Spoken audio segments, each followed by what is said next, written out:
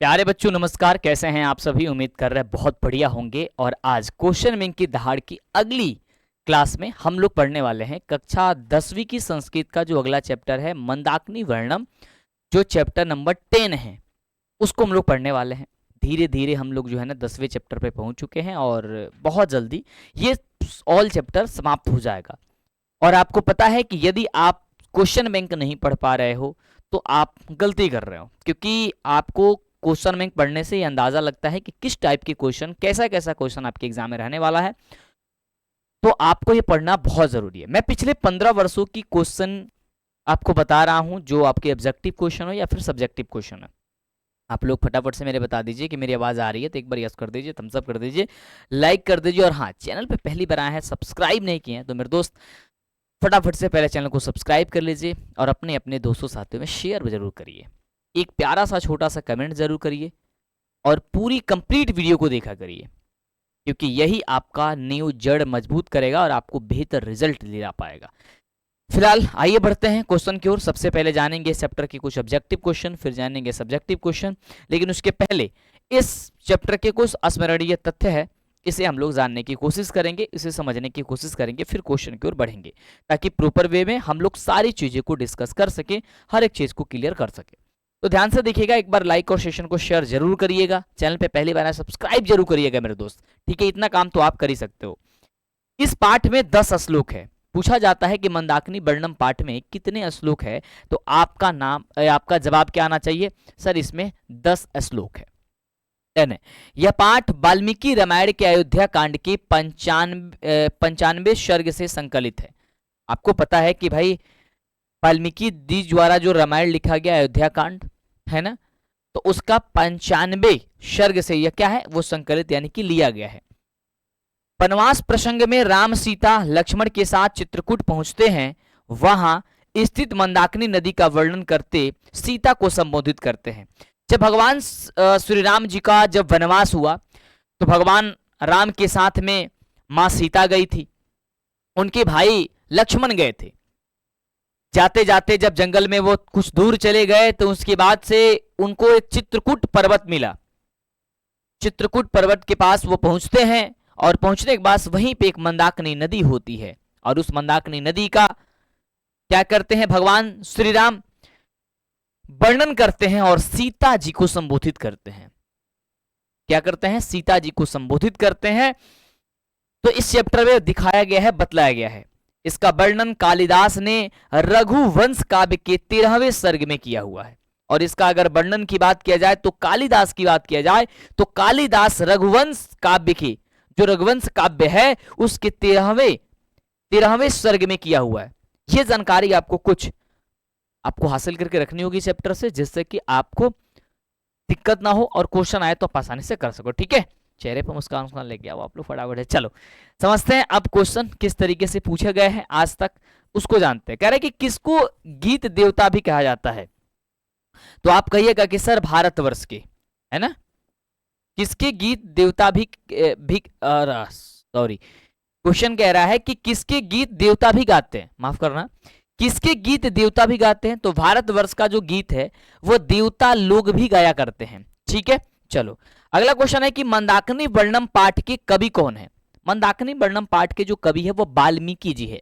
आपके एग्जाम में आएगा तो इसे फटाफट से टिक करिएगा। जो भी क्वेश्चन बता रहे हैं वो क्वेश्चन है जो आपके सीधे परीक्षा में पूछा जाएगा। आप इसे रूबरू होइए, क्वेश्चन को पूरी कंठस्थ आप कर लीजिए, आपके जुबान पे ये सभी क्वेश्चन होना चाहिए।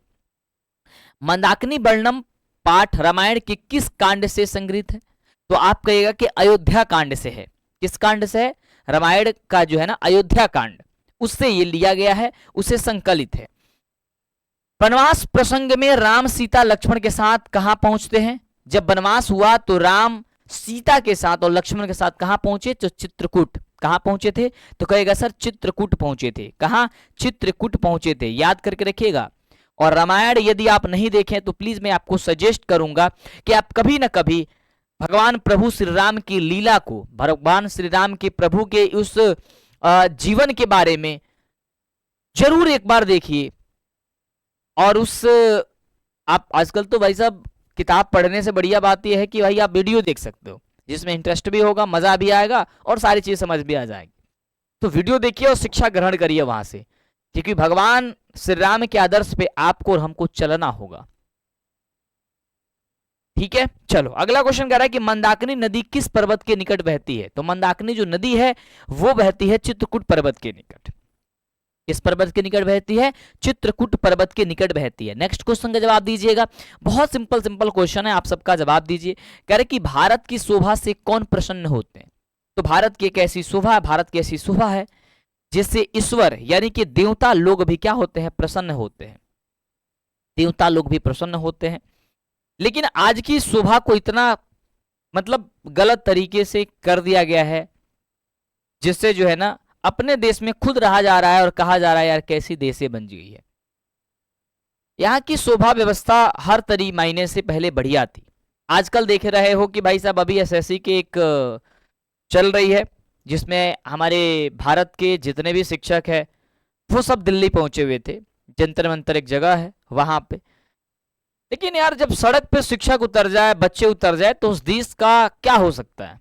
सोचो, कितने शर्म की बात है हमारी गवर्नमेंट की। गवर्नमेंट एक तरफ आकर के कहती है कि मैं तो बहुत अच्छा कार्य कर रहा हूं, हमारा हर जगह वाहवाही हो रही है, हर जगह मेरा मान सम्मान हो रहा है। लेकिन अपने ही देशों में जब शिक्षक और बच्चे उतर रहे हैं सड़क पे, मुझे नौकरी दे दो, और ग्रुप डी जैसे एग्जाम के लिए 50-50 लाख बच्चे और 1-1 करोड़ बच्चे जो फॉर्म भर दे रहे हो, उस देश में यदि आप आकर के नेता कह रहे हो कि मैं बहुत अच्छा कार्य कर रहा हूं, तो आप पे धिक्कार है। और आपके ऐसे जुबान पे और ऐसे ऐसे शब्द पे भगवान राम के जन्मभूमि पर आकर के ये शब्द बोल रहे हो, कहीं ना कहीं आपको शर्म आनी चाहिए। कि जहां पे बच्चे और शिक्षक सड़क पे आ रहे हैं और वो लाठियां खा रहे हैं, ये कहीं नहीं शर्म की बात है। मंदाकिनी वर्णम पाठ में किस नदी का वर्णन किया गया है? तो ऑप्शन हो जाएगा आपका ए नंबर के गंगा, यानी कि मंदाकिनी नदी है और मंदाकिनी नदी में गंगा प्रवाहित होती है, तो वही उसकी बात की गई है। ठीक है, अभी फिलहाल में घटना देखे होंगे कि शिक्षक और छात्र जो है ना उतर रहे हैं। हर जगह कोई सिस्टम नहीं है किसी तरीके की। फॉर्म फिलअप हो जा रही है एग्जाम की, ना एग्जाम हो रही है। कभी जा रहे हैं बच्चे तो एडमिट कार्ड नहीं आ रही है, तो एग्जाम फॉर्म भरवा करके भूल जा रहे हैं कि मुझे एग्जाम भी करवानी है। ऐसी ऐसी सिस्टम हमारे देश में चल रही है। इस देश का क्या होगा अब भगवान ही जाने। वाल्मीकि रामायण से कौन सा पाठ संकलित है? तो आप कहिएगा कि मंदाकिनी वर्णम। कौन से पाठ संकलित है? मंदाकिनी वर्णम। फटाफट जवाब दीजिएगा। चलो थोड़ा सा तेजी करते हैं। मंदाकिनी वर्णम पाठ किस ग्रंथ से संकलित है? मेरे बच्चों आप कहोगे मंदाकिनी जो वर्णन है वो हमारा रामायण से संकलित है, यानी ऑप्शन हो जाएगा सर बी नंबर सही जवाब। कह रहा है कि चित्रकूट स्थित गंगा का वर्णन किस पाठ में हुआ? तो आप कहिएगा सर मंदाकिनी वर्णन जो पाठ है उसमें किया गया था, यानी ऑप्शन हो जाएगा सर ए नंबर, सॉरी सी नंबर इसका सही जवाब। डन है, यस। नेक्स्ट क्वेश्चन की यदि हम चर्चा करते थे, कह रहा है कि राम मंदाकिनी की शोभा किसको दिखा रहे हैं? राम, भगवान राम जो है ना वो मंदाकिनी की शोभा जो है ना सीता को दिखा रहे हैं और सीता को संबोधित कर रहे हैं। अगला कह रहा है कि राम ने बिलाक्षी से किसको संबोधित किया है? तो उन्होंने किया है सीता जी को। किसको? सीता मां को किए हुए हैं, यानी ऑप्शन हो जाएगा सर ए नंबर इसका सही नंबर। कह रहे कि मंदाकिनी में कौन स्नान करते हैं? मंदाकिनी में अगर स्नान की बात किया जाए कि स्नान कौन करते हैं, तो ऋषिगण करते हैं। ऋषिगण मंदाकिनी में, यानी कि गंगा नदी में जो मंदाकिनी के नाम से जाने जाती है, उसमें ऋषिगण उसमें अपना स्नान करते हैं। कौन करते हैं? ऋषिगण स्नान करते हैं। याद करके 2022 का सेकंड पाली में यानी सेकंड सेटिंग में क्वेश्चन को पूछा गया था। कह रहा है कि मंदाकिनी वर्णन पाठ में कुल कितने पद हैं? तो मंदाकिनी वर्णन पाठ में जो है ना कुल जो है ना वो 10 श्लोक है। मैंने आपको स्टार्टिंग में बताया कि इसमें 10 पद है या फिर श्लोक है। ठीक है, ये बात याद करके आप रखिएगा। चैनल पे प्लीज यदि आप सब्सक्राइब नहीं किए हो तो जल्दी करिएगा, फटाफट से कर लिए, नहीं किए हैं तो लाइक भी कर दीजिए क्लास को और शेयर भी कर दिया करें। कमेंट कर दीजिए कि अगर कोई डाउट है वो, या फिर कोई समस्या, जो भी चीजें आपके मन में रहता वो जरूर हमें बताइए। कह रहे कि मुनयः उवर्धवाः नियमातः डैश उपस्थितन्ते, तो आप कहिएगा सर आदित्यम। क्या कहिएगा सर? आदित्यम, यानी ऑप्शन हो जाएगा sir B number. Next question कह रहा है कि कैसी तीर्थ रामचंद्र जी के हृदय में गति उत्पन्न कर रहे हैं? तो आप कहिएगा कि शोभनीय। कैसा सर? शोभनीय उत्पन्न कर रहे हैं। कैसी तीर्थ रामचंद्र जी के हृदय में गति उत्पन्न कर रहे हैं? तो शोभनीय उत्पन्न कर रहे हैं। नेक्स्ट क्वेश्चन, कह रहे कि मंदाकिनी वर्णम पाठ वाल्मीकि रामायण के अयोध्या कांड के किस सर्ग से संकलित है? कहेगा सर 95वें। कितने? 95। ऑप्शन क्या हो जाएगा सर? ए नंबर। स्टार्टिंग में ही आपको स्मरणीय तथ्य में बताए थे कि 95वें है ना। चलो अगली बात करते हैं। अगला क्वेश्चन कह रहा है कि मंदाकिनी वर्णम पाठ में राम किसको मंदाकिनी नदी दिखा रहे हैं? तो सीता जी को प्रभु श्री राम जो है ना वह मंदाकिनी दिखा रहे हैं। किसको? प्रभु श्री राम जो है ना वो सीता माता को दिखा रहे हैं। नेक्स्ट क्वेश्चन कह रहा है कि पूर्वासात डैश दर्शनम अधिकम महत्वपूर्णम, रिक्त स्थान को पूर्ति कर दीजिए। तो कर दीजिएगा कि चित्रकूटस्य, चित्रकूटस्य, चित्रकूट का, है ना। चलो अगला क्वेश्चन कह रहा है कि जटा जिन घरह ऋषियः डैश अवगाहन्ते, रिक्त स्थान को उचित पद दे करके जो ऑप्शन है उसमें से चूज करके भरिए। तो कहिएगा सर मंदाकिनी निम, मंदाकिनी निम, यानी ऑप्शन हो जाएगा सर बी नंबर इसका जवाब। नेक्स्ट क्वेश्चन का जवाब दीजिएगा। आता है तो अच्छी बात है, नहीं आता तो याद कर लीजिए। कालिदास की रचना कौन है? तो कालिदास की रचना जो है वो आपका रघुवंश है। क्या है भाई? रघुवंश है, यानी ऑप्शन हो जाएगा सर बी नंबर इसका सही जवाब। हे कल्याणकारी, हे कल्याणी संबोधन किसके लिए प्रयुक्त हुआ है? तो आप कहिएगा सर सीता जी के लिए हुआ है, सीता माता के लिए हुआ है। ठीक है, ये सारे क्वेश्चन जो भी है आपके बहुत ज्यादा इंपॉर्टेंट है। एक एक क्वेश्चन को बहुत ही ध्यान से आपको देखना होगा, समझना होगा, याद करके रखना होगा, रिपीट करना होगा, प्रैक्टिस करना होगा। अगला कि दारह पद का अर्थ क्या होता है? तो आप कहिएगा कि सर पत्नी होता है। क्या होता है मेरे बच्चों? तो पत्नी होता है, ऑप्शन वी नंबर। कह रहा है कि तत्र तीर्थ यात्रिण दर्शन दर्शनतम आयंती, प्रश्न निर्माण हेतु रेखांकित पद को यहाँ पे क्या कर दीजिए भाई? स्थान बतला दीजिए। तो आप कहेंगे सर की लगा दो इसमें, तो आपका सही हो जाएगा ये। अगला क्वेश्चन बहुत प्यारा है, बहुत ही सुंदर है। कह रहा है कि संसित वर्ता मुन्य डैश उत्तिष्ठन्ते, रिक्त स्थान को उचित शब्द दे करके भर दीजिए। तो आदित्यम, ये आपको एक बार पहले भी बताए थे, ये आपका सही जवाब हो गया। 2024 के सेकंड पाली में क्वेश्चन को पूछा गया था। कह रहा है कि नलिनिम पद का अर्थ क्या होता है? तो आप कहिएगा सर तालाब, तालाब। ठीक है, अगला रघुवंश महाकाव्य के रचनाकार कौन है? रघुवंश महाकाव्य के रचनाकार कालिदास जी हैं। कालिदास जी क्या है? तो रघुवंश महाकाव्य के रचनाकार है। रघुवंश महाकाव्य के रचनाकार कौन है? कालिदास जी हैं, याद करके रखिएगा। नेक्स्ट क्वेश्चन कह रहा है कि विशाल नेत्रों वाली कौन है? तो विशाल नेत्रों वाली कौन है? सीता जी हैं। सीता जी को संबोधित किया गया है, सीता जी के बारे में बताया गया है। नेक्स्ट क्वेश्चन आपके स्क्रीन पे कह रहा है कि हंस सारस द्वारा सेवित नदी कौन सी है? तो हंस सावत द्वारा सेवित जो नदी है वो मंदाकिनी है, यानी कि गंगा नदी। ऑप्शन हो जाएगा सर ए नंबर, आपका बिल्कुल सही जवाब। चलिए नेक्स्ट क्वेश्चन की बात करते हैं। नेक्स्ट क्वेश्चन कह रहा है कि कौन नृत्य कर रहा है? तो आप कहिएगा सर पर्वत।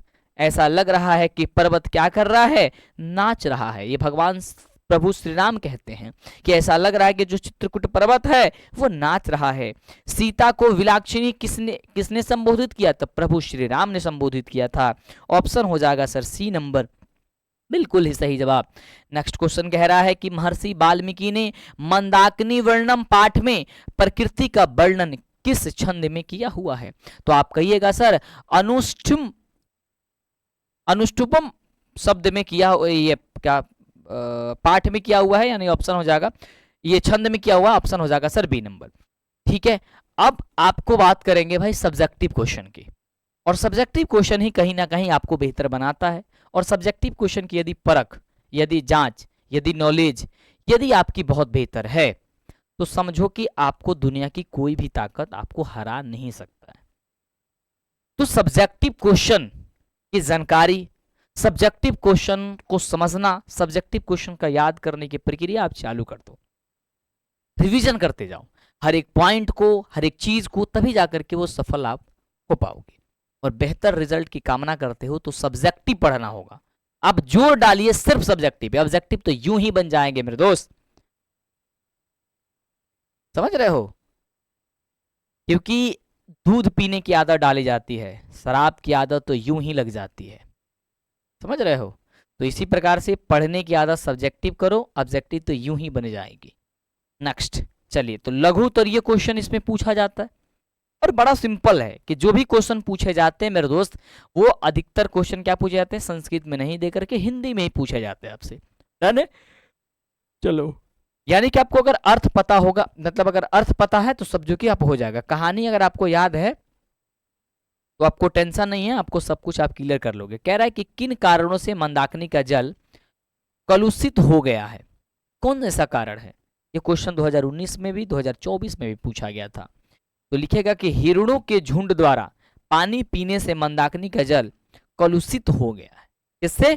तो हिरणों के झुंड से, हिरणों के झुंड के पानी पीने से।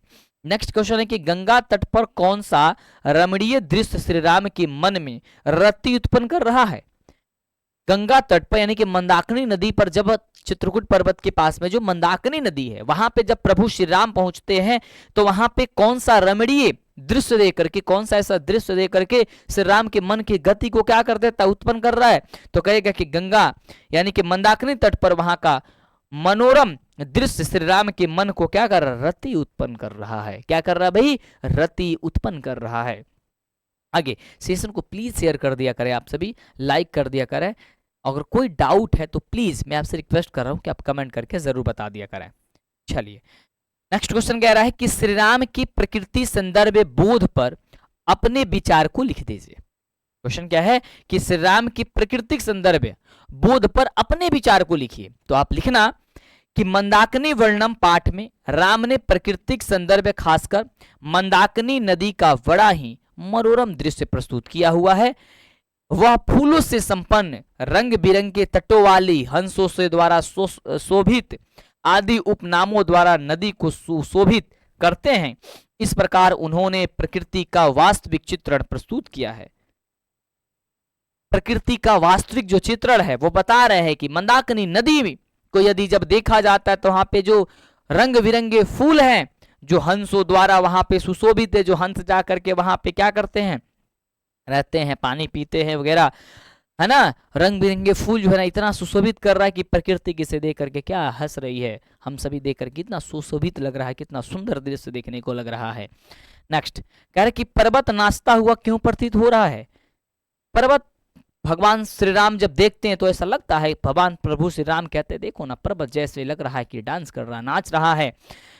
प्रस्तुत पंक्ति मंदाकिनी वर्णम से लिया गया है, जो मंदाकिनी वर्णम पाठ है उससे लिया गया है।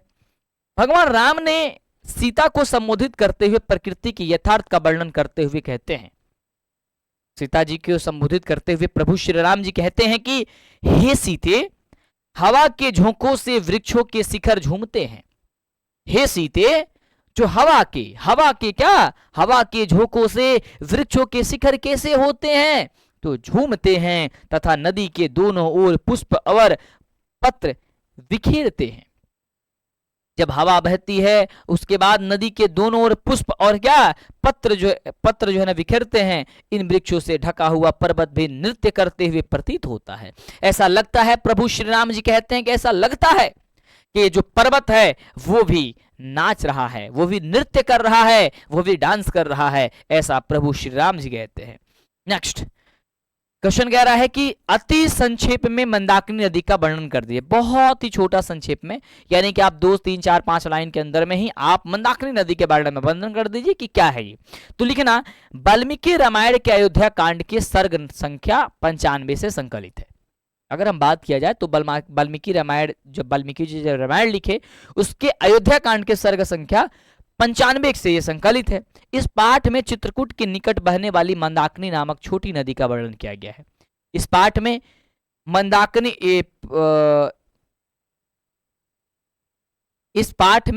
मंदाकिनी नदी जो है वो चित्रकूट पर्वत के पास बहती हुई है। बहने वाली मंदाकिनी नामक छोटी नदी का वर्णन है। इस पाठ में आदि कवि वाल्मीकि की काव्य शैली तथा वर्णन क्षमता अभिव्यक्त हुई है। श्री राम सीता को मंदाकिनी का वर्णन सुनाते हैं और राम प्रभु श्री राम जो है वो सीता जी को इसका क्या करते हैं, वर्णन करते हैं। सीता जी की तरफ देख करके, सीता जी को इशारा करके उन्हें बता रहे हैं, उन्हें समझा रहे हैं। नेक्स्ट क्वेश्चन कह रहा है कि मंदाकिनी वर्णम पाठ में श्री रामचंद्र जी ने सीता जी को किन किन संबंधों से संबोधित किया, यानी कि किन किन नामों से श्री राम जी सीता जी को संबोधित कर रहे हैं, क्या क्या उन्हें कहते हैं। तो लिखना आप कि परम पावनी गंगा अनायास मन को आकर्षित करने वाली है, निर्मल जल रंग बिरंगी छटा ऊंची कछारों राम को आहिर्दित करती रहती है। इसकी शोभा में वसीभूत राम सीता को इसकी सुंदरता का निरीक्षण करने के लिए अपने भाव का प्रकट करते हैं। कहते हैं कि हे सीते, कहते हैं कि शोभने कल्याणी आदि नामों से क्या करते हैं, इन्हें संबोधित करते हैं। जैसे हे सीते, शोभने, कल्याणी, ये सभी नामों से सीता जी को क्या करते हैं, संबोधित करते हैं, उन्हें बताते हैं। नेक्स्ट क्वेश्चन कह रहे कि मंदाकिनी का कैसा जल श्री रामचंद्र जी के मन को आकर्षित कर रहा है। तो आप लिखना कि भगवान राम सीता को संबोधित करते हुए मंदाकिनी नदी की प्रकृति के यथार्थ का वर्णन करते हैं। भगवान प्रभु श्री राम मंदाकिनी नदी का वर्णन करते हैं, सीता जी की तरफ देख करके सीता जी को संबोधित करते हुए कहते हैं कि हे सीते, मृगों के छंगों से द्वारा जल पिए जाने के कारण इसका जल दूषित हो गया है, यानी कि मृगों के मतलब हो गया आपका हिरणों के।